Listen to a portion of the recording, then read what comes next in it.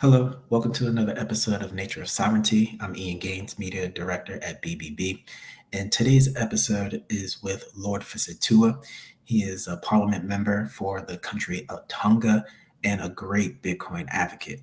I'm doing this intro before the actual interview because we did the interview a couple of weeks ago, and a few things have transpired since then.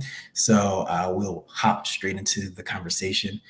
In the conversation, we talk about remittance, how 40% of Tonga's GDP comes from remittance, and how using Strike reduces the cost upwards to 30% for the nation. And it's amazing.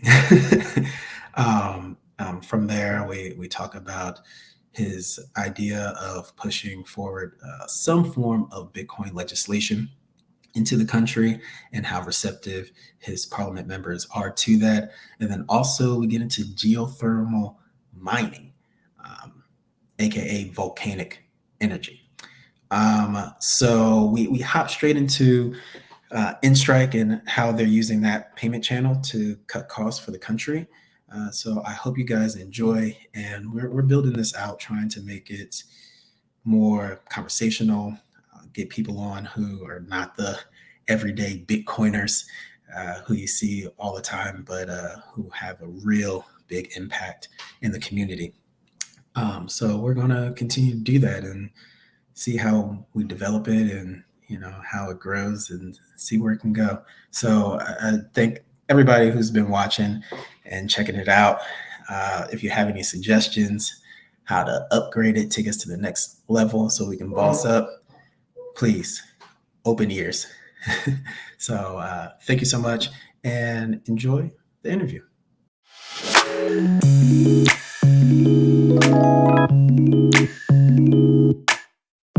The model that El Salvador has laid out, President Bukele, with Jack Mallers and Strike using the Lightning Network.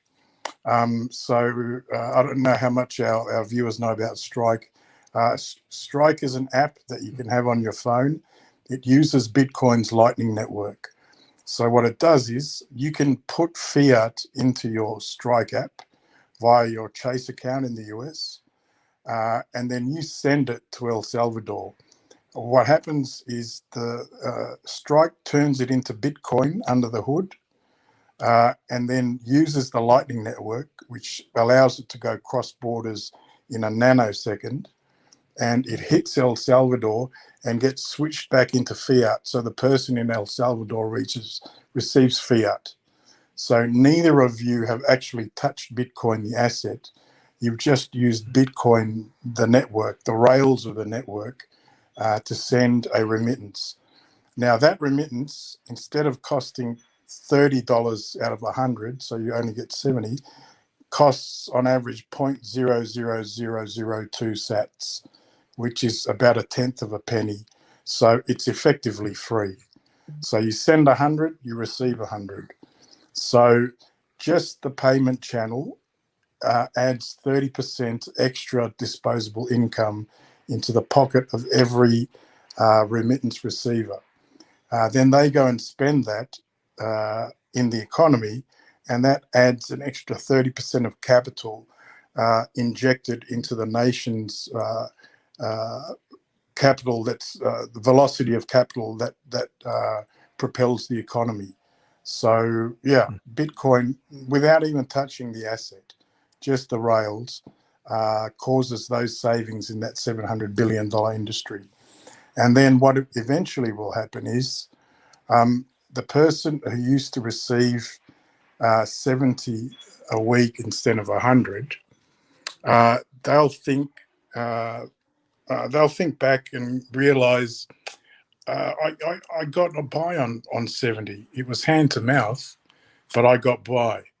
So eventually there'll come a stage where they'll go, for the first time in my life, I can afford hand to mouth to eat, but also to have 30% in savings. For the first time in their lives, someone who's hand to mouth, a fisherman in a village, has the chance to actually have savings, something they would never conceive of before.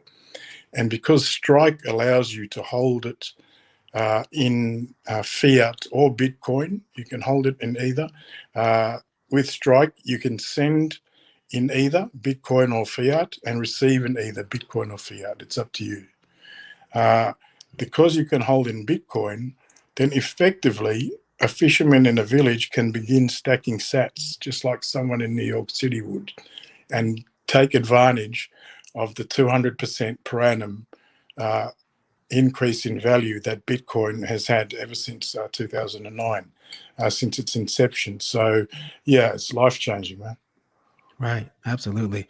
And I know that is it deeply impacts your country because Tonga has the highest percentage of That's right. remittance. It's close to 40%, correct? Yeah, it's 40.7, so effectively Mhm. 41%. So nearly half of our income is remittances. Our largest that means that our largest export is our people, because Mm. they return more money than any fisheries, agriculture, tourism, anything. Our foreign reserves are made up almost half of money that Tongans abroad send back. So that means that countries like us who are heavily dependent on remittances, the use of those rails will, nearly double the real value of the GDP that we receive, that we get back. Mhm. As a lord, I mean, you have a little, cachet. Is there any legislation potentially being pushed down the line into like the country in some So, official so manner? the plan uh, is basically President Bukele's plan. That is the playbook for the Mm, emerging okay. markets. It's the perfect Wow. playbook. So first, what Bukele has done is he's adopted Strike and the Lightning Network. So that means without any act of Congress or endorsement from the central bank, just a commercial solution, adding one app to everyone's phone and one app to all the stores' point of sale hardware, means you can use Strike as a commercial solution and access the payment channels without even any requirement for endorsement from the government or from the central bank. And then Mm, the second part, obviously, as President Bukele did, is to seek legal adoption. So that means adoption as legal tender. Uh, it doesn't have to be the overarching currency, just like it is in El Salvador. The US dollar is still the official currency, but Bitcoin is accepted as legal tender. You can transact in it, and stores by law have to accept it if you offer it. So you're not forcing it on people, but you make sure that Bitcoin isn't discriminated against, because when you have more than one currency in a country, the store owner can go, yeah, that's great, Bitcoin's legal tender, but at this store we only accept US dollars. So the reason to have the section that makes it mandatory for vendors to accept it is so that they won't discriminate against Bitcoin that way. And Bitcoin will be treated exactly the same as the local currency. So that requires an act of parliament, excuse me, which I was very fortunate to get an advance copy from the team in El Salvador before it became public, and I was able to work on it and amend it to align with our constitution and our not be in contradiction with any of our legislation. There is I now have a bill that is ready to be presented to Parliament. The wow. only thing Okay. that is delaying that is the fact that I'm stuck outside the country because our borders have been hard locked down since March last year. Because there are no flights, because the borders are locked, there are no flights scheduled. So the Mm, only flights going into the country are flights that are taking back fruit pickers. So all the fruit in New Zealand and Australia is usually picked by backpackers. Just like in the US, the local population don't want to pick fruit. So they have to wait for foreigners to come through who need quick money, unskilled labour, and they pick the fruit. But, excuse me, because of COVID, no backpackers. So what Australia and New Zealand did is make a deal with Tonga and some other Pacific countries to fly thousands of our unemployed over to pick the fruit for them in 3 monthly cycles. So every 3 months, a flight comes back, a couple of flights bringing all those fruit pickers back. They come back and they have to go out on a military base and stay there for 2 weeks to a month quarantine before they're allowed back into the population. So the only people who have gotten into the country besides them are people who have sought dispensation or exemptions from the Ministry of Health in Tonga to hop one of these flights and come back in. So, yeah, no one's getting in or out unless it's life or death. Mm-hmm. Got it. So, I mean, in terms of Bitcoin, and it's great to hear that you're working on legislation, and hopefully your other parliament members are being educated on this and are lending a positive ear to this idea. You're very convincing, so I feel Thank you. very I appreciate persuasive. that, brother. I'm an attorney, so I better be. If I'm not convincing, then I'm not doing my job, because that's what I do for a living. Perfect. So that's one layer, but then also in terms of like the greater adoption of the citizens, how educated are they about Bitcoin, the Lightning Network, cryptocurrencies in general, and what would that take to get them onboarded?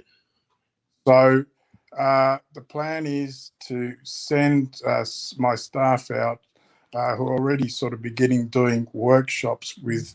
It's got to begin with financial literacy. So they have to understand how money works, which most people don't. I've got colleagues who are Harvard MBAs who don't know how money works because it's not taught to us. Deliberately. The people who have vested interests in the fiat central banking system make sure this is not part of the educational curriculum, because They just want workers, they want robots just to work. Lions don't teach hyenas how to be lions. They want to remain the only lions. So first, getting that knowledge out with soft, what we call workshops. So when there's new legislation or new government policy, I'm on the legislation committee for our parliament. So we have to go out into the villages and explain what the new laws mean, how they're going to work, what the ramifications are.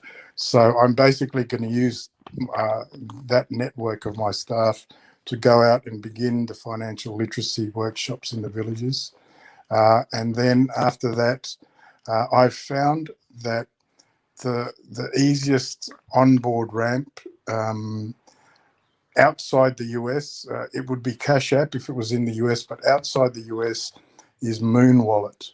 It's both Lightning and Bitcoin consolidated in one wallet, and it's non-KYC. So you can just download it and I can automatically send you 10,000 sats. So you're off zero immediately without any KYC, and you can see how Bitcoin, the network, works. It also defeats the unit bias that people often get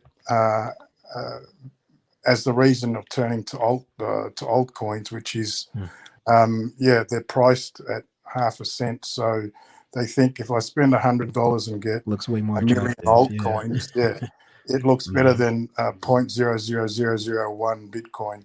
But if you display it in sats, then you can give them thousands of sats, and the unit bias is then in Bitcoin's favor because there's 100 million sats in one Bitcoin.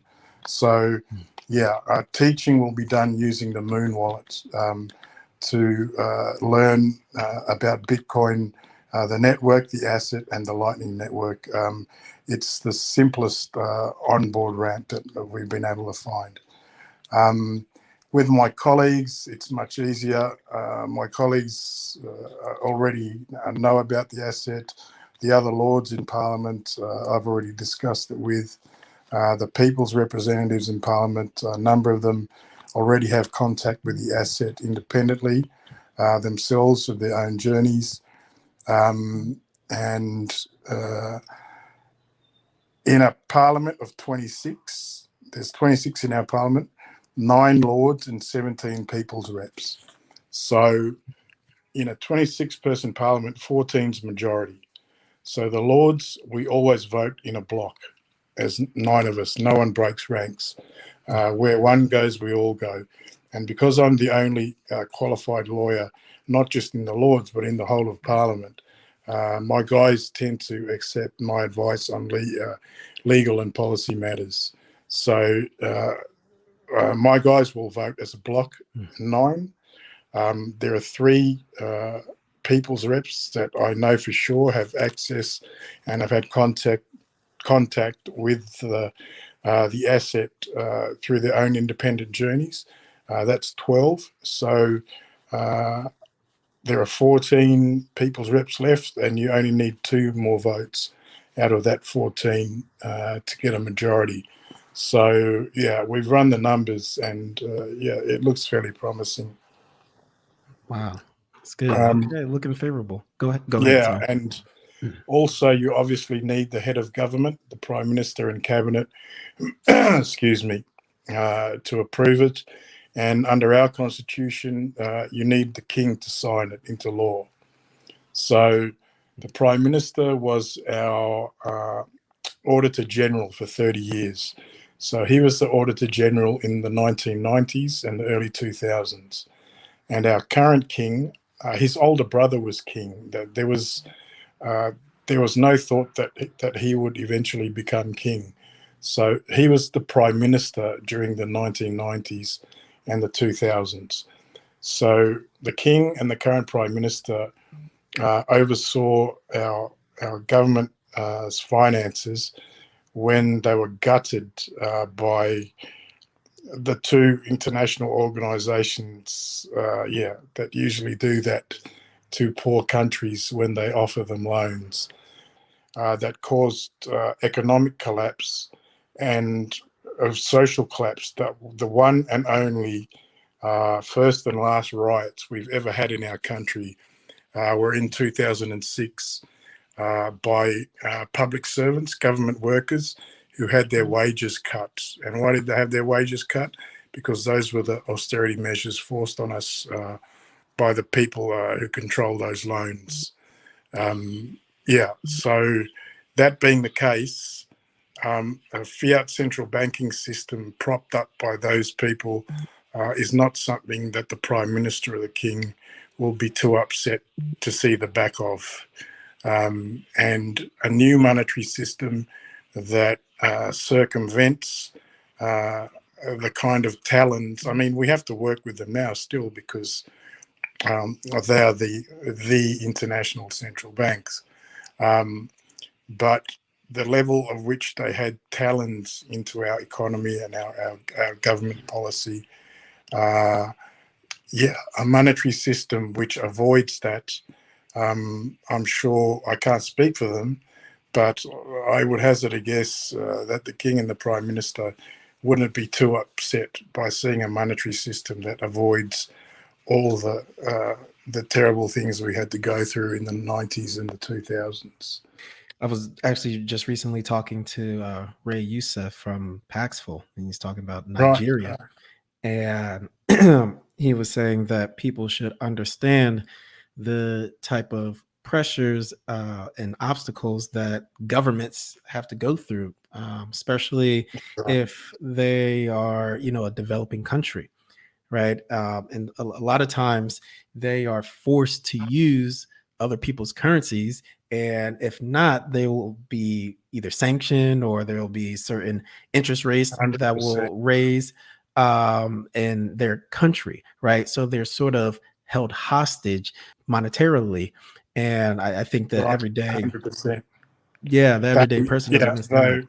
They are held hostage, and not only are they held hostage, but they then determine your economic policy. So their goal is to keep Africa as mines for the first world and keep us as plantations for the first world. So they don't help develop our secondary and tertiary industries. That's why a lot of African nations don't have a manufacturing base or a secondary industry base, because the terms of the loan are: make sure you make your extractive industries as efficient as possible, because we want those minerals. And for us, make sure you make those coconut, banana, yam, sweet potato, whatever plantations as efficient as possible, because we want that that produce. And then what they do is they process it into processed goods, and we don't have any factories, so they sell it back to us at a profit to them, and they process the minerals into manufactured goods that they sell back to Africa at a profit to them. So yeah, it's not in our favour.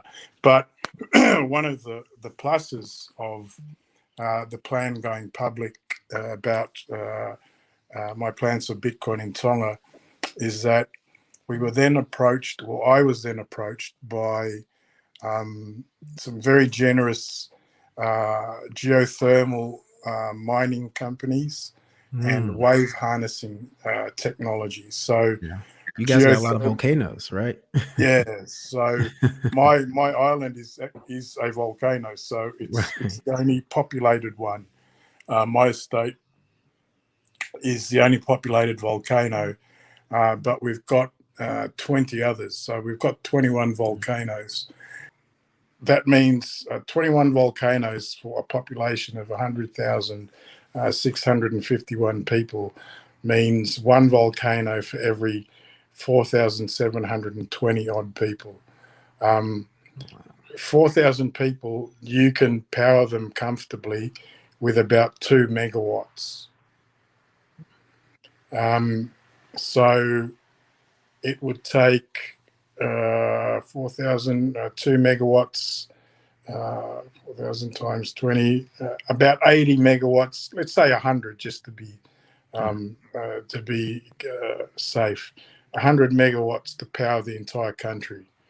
Now, each of those volcanoes pumps out 95 megawatts. So we're going to get about 2,000 megawatts of electricity out of them. So we'll have 100 megawatts to power the country. Then we've got 1,900 megawatts with nowhere to go. So if anyone who knows anything about electrical engineering will know, electricity can only travel 500 kilometers at a time. After that, there's no wires that we have in current technology that can still hold voltage any further than that. The voltage dissipates after 500 kilometers. So fortunately for us, our two neighboring countries, Samoa and Fiji, are less than 500 kilometers away. So we can export electricity to them. So the electricity from the volcanoes are enough to power data centers and mines, Bitcoin mines, and the whole country, and export, electricity the way that Canada exports electricity to New York and New Jersey. And that's all from Bitcoin. From Bitcoin, we can power the whole nation and export electricity internationally. So, yeah, Bitcoin fixes these things. Man, that's beautiful. I definitely need to get my plane ticket as soon as I can, so I can check out Tonga. We'll be a part of the education team. And Big Mar will tell you that for a long time, BBB family has always had a standing invite to my island. Anyone that turns up is family. Amazing. Thank you. You are amazing, and you're doing great things for the country. Thank you, brother. So any way that we can help, please let us know. We'll definitely. I'll be telling you, don't worry. The first place I'm going to go knocking is BBB. Hey, can you help? Can you help? So yeah, definitely, brother. I appreciate that. Thank you. All right, and get well, man. All right, man. Take it easy. It was an honor to be here. Privilege. I appreciate it. And I'll see you on Clubhouse in BBB.